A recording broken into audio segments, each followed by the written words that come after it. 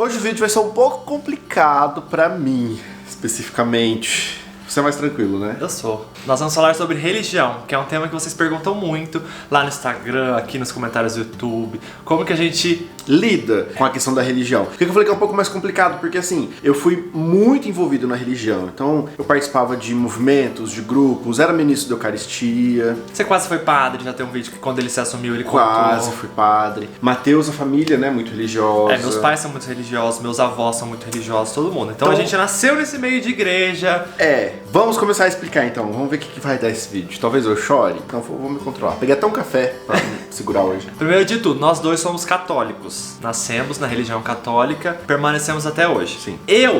Minha mãe sempre foi de religião. Minha mãe é ministra da Eucaristia. Meus pais, eles trabalham no ECC. Então assim, eu sempre nasci na igreja. Eu lembro que eu ia na igreja quando era criança. Eu dormia no colo do meu pai, porque criança sempre dorme em igreja. E eu dormia. Que memória bonita. Sim, eu lembro que eu dormia, tipo, ele sentava de frente, eu abria as pernas e ele tava assim pequenininho e dormia nele, a missa inteira. Eu só gostava de ir na missa pra dormir.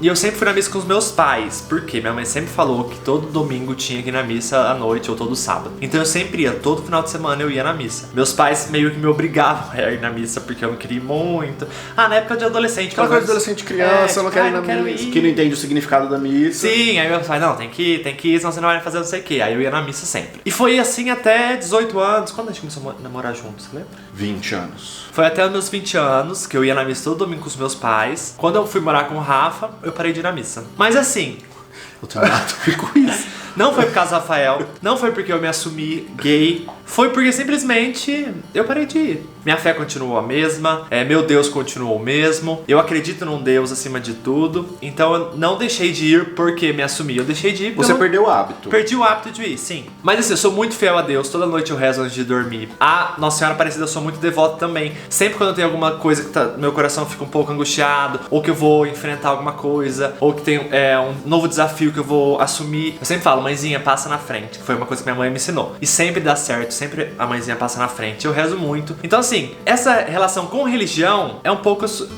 tranquilo, assim. Eu acredito muito num Deus, acredito muito na Nossa Senhora Aparecida e tipo, nada vai tirar isso da minha cabeça. Se falarem que é errado, é a posição sua, eu não vou acreditar, porque eu sei que Deus me ama, eu sei que a Nossa Senhora Aparecida me ama. Eu iria na missa, normalmente, dependendo se alguém falar assim, você não pode ir na missa porque você é gay, é errado. Tipo, eu iria. Minha consciência é tranquila sobre isso. Independente do que as pessoas vão falar, do que, não sei se você me assiste e não concorda, eu continuo rezando, porque me faz bem. E se eu tivesse que ir, eu iria. Se o Rafael um dia falasse, vou na missa, eu vou tranquilo, não tem problema nenhum. Talvez as pessoas, porque nós somos um pouco conhecidos aqui na região, nos olhem com alguns olhos diferentes. Tipo, mas... Casal gay dentro da igreja. Mas eu acho que assim, Deus prega amor. Então se você realmente acredita em Deus, você não vai olhar, você não vai julgar. Então pra mim a religião é isso, é amor acima de tudo. Esse povo que fala, mas tá na Bíblia, tá não sei o que, tá tanta coisa na Bíblia que hoje em dia ninguém mais faz. Tem tanta coisa que pra mim...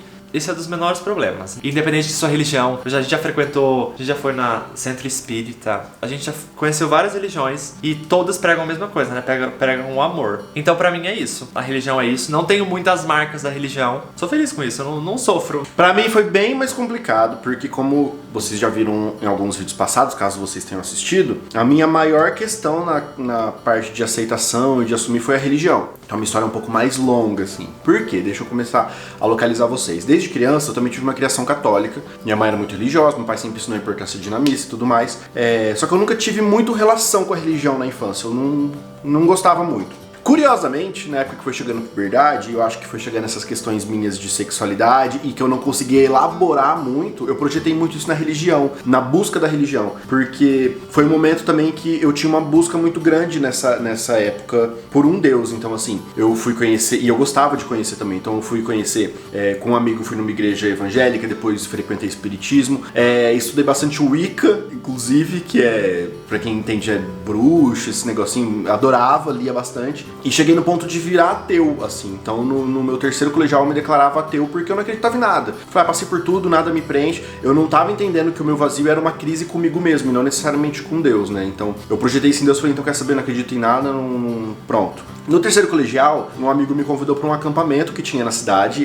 Sabe aquela semana do saco cheio, que é 12 de outubro, lá que a escola fecha a semana inteira? Falou, vai ter um acampamento. E na minha cabeça, quando ele falou vai ter um acampamento, era um acampamento, festinha, fogueira. Eu falei, pô, vamos, vai ser bem legal. Aí, bem perto do dia do acampamento, eu descobri que era um acampamento religioso, católico. porque ele também era católico, ele sabia que a minha família, e até pouco tempo atrás eu também me declarava minha fé católica, mas foi horrível, assim, porque eu falei, como assim? E aí não dava pra voltar atrás, e aí eu lembro que eu e uma outra amiga minha, a gente se juntou, eu falei, então, é o seguinte, vamos lá, vamos fazer um monte de perguntas, vamos encurralar eles na religião, porque como eu estudava bastante, eu achava que tinham várias teorias falhas, assim, né? E fui armado pro acampamento. Chegou lá, ai, foi horrível, porque na hora que você chega, fala, bom estar aqui, todo mundo dançando, te recebendo, e eu assim, mano, Eu nunca morrer. fui nesses acampamentos, nunca. Meu Deus, eu só vestia pretos, eu ouvia rock, aquelas coisas bem, tipo, meu Deus. Não, o primeiro dia foi uma tortura. Tortura. Eu odiei, porque eu falei assim, meu, eles são muito felizes. Para de ser feliz perto de mim, eu não gosto de gente feliz. No segundo, foram 5 dias, era dentro de um sítio, longe da cidade, ninguém entra, ninguém sai. E aí eu falei, meu Deus do céu. Pesado? Pesado, pesado. E aí, só que assim, no segundo dia eu falei, faz sentido isso que eles estão falando. Aí você vai abrindo mais o seu coração, vai entendendo mais. Eu sei que durante os 5 dias eu saí apaixonado por Deus, assim. E aí era muito louco, porque quando você sai, uma galera falava, depois eu descobri que esse acampamento era lavagem cerebral, e que pá, e não é, na verdade. Mas enfim, não vou nem falar sobre isso, só queria falar que foi aí que aconteceu minha conversão. Foi ali que eu saí entendendo o que era o amor de Deus, entendendo o que era essa falta que eu tinha no meu coração, e ficando em paz nesse quesito. Depois disso, por que eu tô contando essa história do acampamento? Que foi um marco muito importante na minha vida, porque foi isso que determinou a minha religiosidade, porque a partir disso eu comecei a me enfronhar em grupos, eu estudava, eu amava fazer parte. Depois eu comecei a frequentar a renovação carismática católica, eu li a Bíblia, eu já li a Bíblia 2 vezes e meia inteira. Eu falo meia porque a outra eu não terminei de ler, mas eu já li a Bíblia 2 vezes inteiras, assim. Comecei a fazer um curso de teologia aqui em Londrina, depois que mudei pra cá. Virei ministro da Eucaristia aqui na cidade, super jovem quando eu virei. Era enfronhado em vários movimentos, no Ministério Jovem, não só a Renovação Carismática, na Pastoral da Criança. Tudo isso pra vocês entenderem que, assim, eu realmente vivia a religiosidade de uma maneira muito saudável, né? Conta pra eles que você ia na faculdade, você passava nas salas. Gente! Gente, época de faculdade, Rafael passava nas salas com panfletinho assim. Mas era bonitinho, porque assim, ó, dentro da Renovação Carismática tem um ministério que chama Ministério de Universidades Renovadas, que é quando você monta grupos da Renovação Carismática, mas o trabalho focado nas universidades. E foi minha paixão, assim, que era o que eu mais vivia. E a gente acreditava na civilização do amor, né, nesse meio universitário, que é dali que a gente sai, que a gente tem que vincular a nossa fé com a nossa profissão, certo? Então como que a gente fazia isso? A gente evangelizava dentro das universidades. Então aquela UEL, tem a UEL aqui, a Universidade de Londrina, onde eu fiz, tem uma capela ecumênica. A gente fazia os goals lá, que eram os grupos de oração universitária. Eu só sei que era o povo passando no calçadão e era tipo assim, a gente lá dançando com violão. Sabe aquele povo que eu me irritei no começo quando me recebeu no acampamento? Era eu, entendeu? E a gente viveu isso de uma forma muito saudável, virou uma família, assim. Esse nosso grupo formaram-se repúblicas, a gente almoçava junto, a gente jantava junto. Nessa época eu fiquei muito mais com o pessoal da Universidades Renovadas do que com o pessoal da veterinária, né, no começo. Tanto é que até hoje você tem contato com eles? Não, até hoje, muito. Um dos meus melhores amigos, não rompeu de jeito nenhum, assim. Foi amizade pra vida que a gente fez, né? Só que daí era assim, era no restaurante universitário, a gente entregando panfleto, entendeu? A gente tinha umas missões que a gente ia à noite na rua evangelizar, tem praças públicas aqui que a gente fazia adoração eucarística, e eu só com camiseta, tipo... Jesus te ama. Jesus te ama, Nossa Senhora Aparecida, castidade, eu posso, você consegue. Sabe, umas coisas bem influenciadas. Engraçado, você é de um extremo, tipo, de opostos, né? Você era ateu, aí você foi pra muito religioso. Mas é porque isso eu falo, quando você experimenta de uma maneira extremamente aberta o amor de Deus, é muito louco, assim. É muito... eu não sei explicar, mas é uma paz, assim. E aí, como eu vinha de uma puberdade ali já complicada na questão de me assumir de quem eu sou, de me aceitar, só que eu não consegui nem olhar pra isso, quando você experimenta um momento de paz, você vicia, entendeu? Porque, tipo assim, nossa, meu, que era uma tranquilidade, eu conseguia dormir, eu conseguia ter amor pela vida por um momento, nesse sentido. Mas tudo também foi muito pontual, assim, momentâneo. Então, por um tempo, essa minha vida religiosa, essa minha relação íntima com Deus conseguiu me estabilizar emocionalmente. Só que isso acabava tendo um prazo também, porque eu não olhava pra mim, eu não olhava pro meu interior, ou eu olhava seletivamente, entendeu? Eu falava, eu tenho que olhar isso aqui, aos poucos. Como que entrou a questão da minha sexualidade nessa questão religiosa? Eu era muito de oração, então fazia muito jejum, fazia muita novena, eu frequentava missa. Eu ia, tipo, fazia, inclusive, participava das missas como ministro e tudo mais. Chegou um tempo que eu descobri uma novena que chama Novena do Sagrado Coração de Jesus, que você precisa... A novena é assim, são 12 promessas, eu acho que tem do coração de Jesus com você, enfim. Só sei que você precisa comungar por 9 meses seguidos, toda primeira sexta-feira do mês, em honra ao Sagrado Coração de Jesus. As 9 primeiras sextas-feiras do mês. Mas, pra você comungar, você tem que estar em estado de graça, ele pede, a novena indica, né? O que é estar em estado de graça? É o momento que você está no momento arrependido dos seus pecados, ou refletido sobre isso, ou seja, você tem que ter confessado antes. E como eu era muito radical, não era tipo assim, eu confessei segunda, sexta-feira eu vou na missa. Não, eu queria... Né, no mesmo dia, se for na missa sexta, vou confessar sexta, porque vai saber o que acontece no meio do caminho. E eu tinha muita amizade com os padres aqui da cidade, conhecia vários, então pra mim era muito tranquilo. Falar, posso confessar 10 minutos antes, 15 minutos antes? Comecei a fazer. No primeiro mês eu fiz, foi tranquilo. Segundo mês, foi tranquilo. Chegou no terceiro mês, eu falava assim, eu não tinha mal o que falar, porque eu não fazia nada. E você confessava todos. E eu confessava toda sexta. Eu falei, gente, mas olha, eu não faço nada, eu vivia castidade, eu não bebo, eu não fumo, eu estudava certinho, então eu tratava bem as pessoas, não mentia. Eu falei, eu não tenho mais o que falar. E aí em oração eu senti, não, então tá na hora de eu ir pras águas mais profundas, é hora de eu olhar mais, né? Sair da superfície aqui pra ver o que tá acontecendo, porque não existe, não que não existe, mas eu não acho que eu era santo e que as pessoas sejam santas. A gente tem nossas limitações humanas. Quando eu comecei a dar essa vasculhada ali, com oração, com meditação, eu cheguei nessa questão de que, peraí, eu preciso olhar pra isso, eu acho que tem alguma coisa acontecendo aqui que eu sempre ignorei. E aí foram meses horríveis, nossa, tipo, cruéis comigo mesmo, assim. Porque eu não conseguia falar, e aí começou a dar uma crise, e aí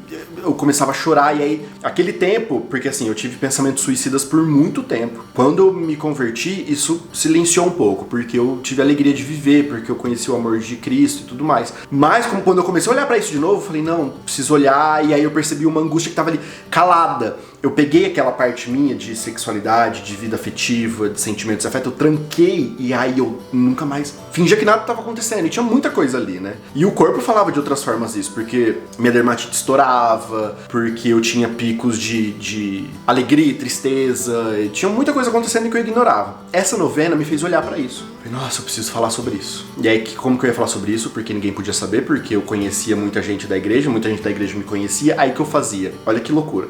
Eu pegava um ônibus aleatório da cidade, aleatório, que eu nunca vi na vida. Eu falei que 114, eu entrava nele, ia, na hora que eu percebi que ele chegava no bairro, eu descia, ia em algum comércio e falava assim, onde que é a paróquia aqui mais perto? Eu falei, é lá. Aí eu ia lá na paróquia e falava, como que é a confissão? Nunca vi um padre na vida, eu entrava e confessava. Se eu conhecesse padre, eu confessava de outra coisa, mas aí eu ia lá e confessava, porque eu precisava conversar sobre isso com alguém. Que já foi complexo, porque eu encontrei vários tipos de padres também, né? Não com umas respostas tão saudáveis, mas teve padres incríveis também. Mas foram 9 meses que eu terminei a novena, cruciais, assim, porque foi pela primeira vez na vida que eu parei e falei, tem alguma coisa acontecendo e eu preciso olhar pra isso. Hoje eu tenho a consciência de que essa novena foi pra isso. Foi como se Deus, sabe? Olha pra você tá falando tanto, você tá pregando tanto, você tá falando e você não tá se amando, você não tá olhando o que tá acontecendo. Nesse processo, aconteceu tudo aquilo que eu já falei, como me assumi, porque os pensamentos suicidas voltaram, eu voltei a fazer terapia, aí eu contei pra minha família, e aí as coisas foram andando aos poucos, assim, comecei a falar e eu comecei a me amar. Só que nesse caminho, eu me distanciei de Deus, porque era tão enraizada essa questão religiosa em mim, tão enraizada, que aí é tão complicado quando você acredita que Deus fala alguma coisa, porque nada do que alguém falar ao redor vai tirar isso. Por quê? Porque Deus é um lugar intocável. De alguma maneira, a sua alma acredita que Deus condena o fato de você ser gay, Deus condena o fato de você amar diferente do que as pessoas estão acostumadas. E se vem alguém e fala assim, não, mas Deus te ama do jeito que você não alcança, porque não é Deus que tá falando. E é curioso pensar, porque não foi Deus que falou isso, foi algum humano que chegou e falou, e aí você grudou. Colocou isso na nossa cabeça e aí você acredita. Pois é, e aí você não consegue sair disso, assim. Então, nesse momento que eu consegui fazer as pazes comigo mesmo, de me aceitar, de contar pra minha família, de começar a viver de maneira super saudável a minha sexualidade, a minha afetividade, eu me distanciei, porque eu me envergonhava de Deus. Quando eu entrei, né, eu rompi, eu parei de ir. Simplesmente parei de ir. E não falava disso com ninguém. Quando eu entrei na igreja pela primeira vez, na época de um tempo depois disso, me deu uma crise de choro, porque eu não conseguia, olha que louco isso, eu entrei na igreja e eu não conseguia levantar minha cabeça, eu não consegui falar sem chorar. Eu vou chorar junto, pá. eu não conseguia levantar a minha cabeça quando eu entrei na igreja e eu fiquei o tempo todo olhando pra baixo e eu não conseguia olhar pra missa, assim. Eu não conseguia olhar pra ninguém, teve aquele momento da paz de Cristo, eu não dei paz de Cristo pra ninguém e eu fiquei o tempo todo olhando pra baixo porque eu me sentia sujo, porque eu me sentia... Nossa, mas é mais difícil do que eu pensava. Vamos lá. Dá tudo certo. Porque eu não me sentia digno do amor de Cristo. E aí eu entrava num impasse muito grande, porque assim, era quem eu era, sabe? Eu passei por muito tempo querendo me matar e desejando a morte, brigando com Deus por uma questão. E quando eu consegui me acertar com isso, parece que eu não me acertava com Deus. Né? Porque ele nunca falou nada, assim. Aos poucos eu fui percebendo que eu podia conversar com Deus aos poucos, né? Nas minhas orações noturnas, que eu podia...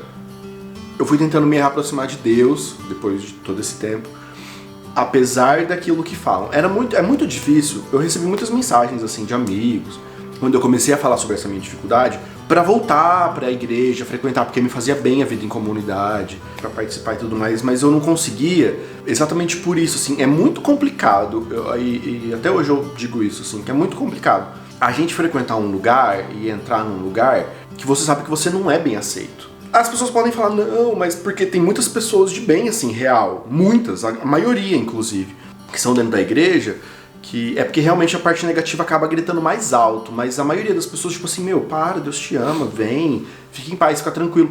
Só que assim, você entende que não é um lugar, é muito complicado pra mim, porque eu tenho a sensação de que não é um lugar pra mim. É como se, tipo, eu me olhassem me julgando, é uma bagunça. Quando o Matheus falou que queria gravar esse vídeo sobre religião, a gente decidiu gravar sobre isso, era complicado pra mim, porque eu estou no meio do processo. É porque vocês pedem muito, por isso que a gente resolveu falar. Não, decidiu falar, mas é que eu estou no meio do processo. O que eu acredito hoje? Vamos tentar falar assim.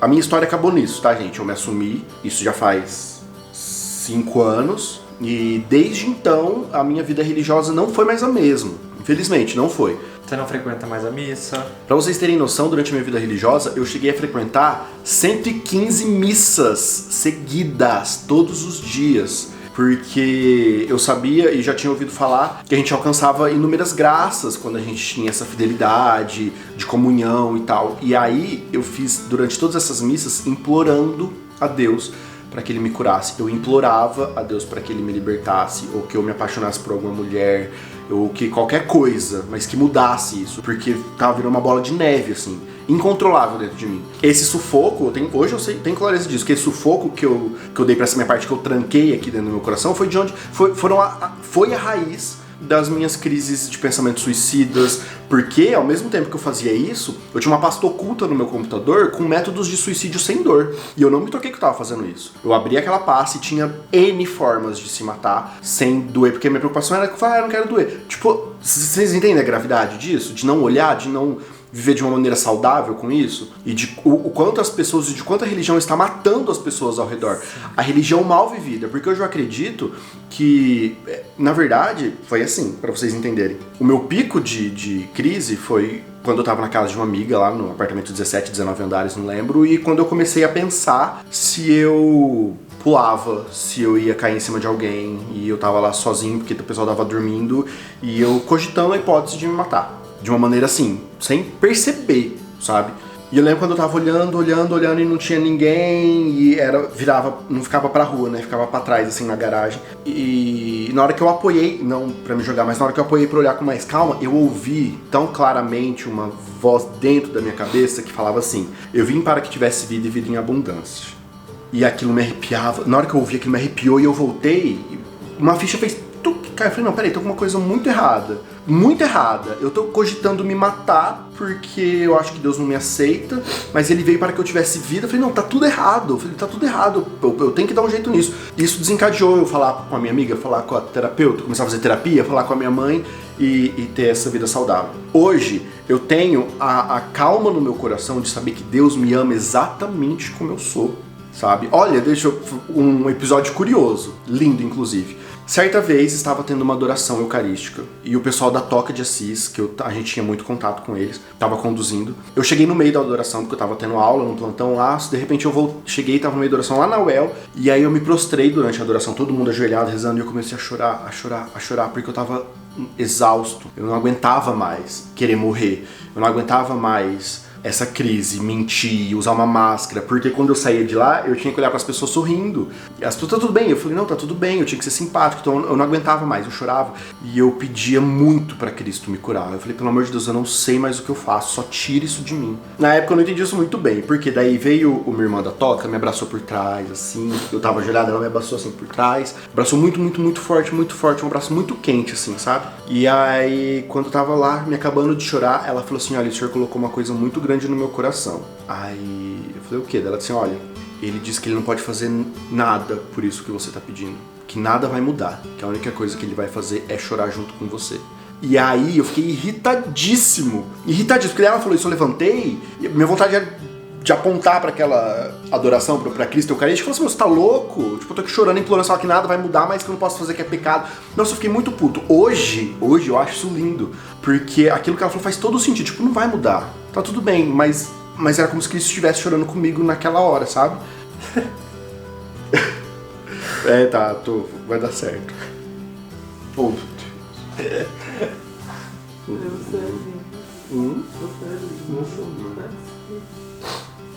Enfim, eu não venho nesse vídeo com uma resposta, porque eu também não tenho essa resposta. Se você for perguntar qual que é a minha opinião, eu acho que a pessoa deve seguir tranquilamente seu coração. Então eu falo exatamente isso pra todo mundo. Se a pessoa tá em paz, o Mateus fala, eu quero ir na missa. Vai comum, está em paz, estou. A questão é que eu não estou ainda. Por questões teóricas, sabe? Porque pelo próprio curso de ministro, ou pelo fato de eu ter feito teologia por muito tempo, por quase ter sido padre, de ter entrado num seminário. Então essa questão teórica pra mim é muito marcada, e aí eu entro um pouco nessa crise. Estou no caminho de me acertar, estou no caminho de voltar àquela minha vida de oração que eu tinha, porque isso me fazia muito bem. E durante a análise, minha psicóloga falava muito isso, falou assim, essa parte é muito importante para a vida de um ser humano, de espiritualidade. Você não pode abandonar a sua espiritualidade por uma questão dessa. Então é um processo difícil. Mas falar pra vocês que eu já sei o que eu vou fazer, e que eu vou na missa tranquilo, e que eu não tô nem aí, eu ainda não tô nesse caminho. A minha vontade de silenciar, de ir numa missa bem quietinho, sem ninguém. E é isso. Acho que era isso que eu tinha pra falar. Desculpa o vídeo deve ter ficado enorme. Ficou.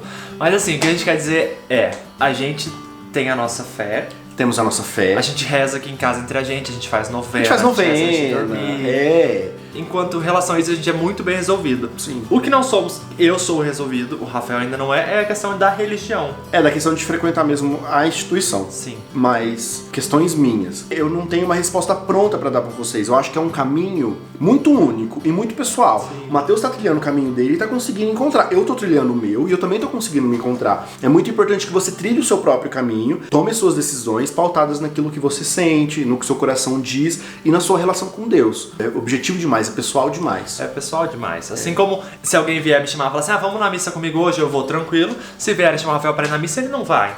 Por enquanto somos diferentes. A gente acredita no mesmo Deus, mas a gente tem pensamentos diferentes. E esse vídeo, várias pessoas já mandaram um direct pra gente no nosso pessoal. Muitas mensagens, em crise religiosa também, porque isso é algo que atravessa o ser humano muito profundamente. O que eu tenho pra dizer pra vocês é que vocês rezem, orem, como eu fiz e como eu faço, pra encontrar a resposta dentro do seu coração. Tem que encontrar aquilo que te traz paz. Não é um caminho fácil. E não é tipo assim uma resposta que você vai ajoelhar, rezar e acordar pleno. Pelo menos pra mim não foi. Tô nessa oração ainda até hoje, faz 5 anos que eu tô aqui tentando me encontrar e me encaixar. Mas é um caminho e é possível. O importante é não desistam, pelo amor de Deus. Se você tem alguns pensamentos suicidas, se você sente que tem algum tipo de depressão, alguma coisa que te deixa muito triste, procura ajuda. Isso é o mais importante. Sim. Porque é isso que eu falei, essa marca é muito profunda, ela é muito forte, ela é muito marcada, e se a gente se entrega a isso, pensamentos estranhos começam a vir à cabeça, sabe? Então o mais importante é que você tenha a sua fé e acima de tudo, isso eu falo com a boca e o coração cheio, Deus te ama exatamente do jeito que você é, mas isso eu tenho uma convicção que nada tira. E isso pra mim é tranquilo. Sim. Né? Os pensamentos que eu tinha tempos atrás de achar que eu não era digno, que eu tinha vergonha, que Deus não me amava, isso, mas não existe um resquício dentro de mim. Eu sei que Deus, Cristo, sou apaixonado por Nossa Senhora, eu tenho certeza que eles me amam, que eles estão comigo e me rodeando o tempo inteiro. É a fé que eu professo. A minha questão é institucional mesmo, de saber o quanto eu preciso estar numa instituição que talvez não seja tão bem-vindo assim. Mas que a gente vai resolver isso aí também. E a gente vai fazer um vídeo quando tudo der certo. Quando a gente resolver tudo, a gente faz outro vídeo falando. Sim. Mas acima de tudo, gente, Deus é amor e acreditem nisso, porque a gente acredita muito nisso. Sim. Espero ter ajudado nesse vídeo. Se ele ficou um pouco confuso, mas é porque a gente tá compartilhando a nossa confusão com vocês aqui, né? Porque a gente entende que é uma família que talvez isso E se você de alguma forma ajude. E se você assistiu até aqui, obrigado, porque esse vídeo ficou longo. Ficou longo! Obrigado por ter acompanhado até aqui, ó. Deixe um like aqui pra gente, pra que mais pessoas possam assistir esse vídeo. Compartilhe esse vídeo também, pra que alcance outras pessoas que talvez estejam na mesma crise que a gente. E a gente pode conversar aqui nos comentários, pode conversar nos directs e tentar achar um caminho melhor pra todo mundo. E mandem mensagem aqui nas redes sociais se vocês tiverem alguma dúvida, alguma coisa, querem falar com a gente em particular. Sigam a gente lá e mandem mensagem no direct que a gente sempre responde. É, porque a gente sabe que é um assunto muito delicado, às vezes a gente não quer se expor. Então manda ali no privado, porque a gente é bem discreto também, pode ficar A gente tranquilo. não mostra pra ninguém, tá bom? Tá bom? Obrigado. Obrigado, beijo e até a próxima.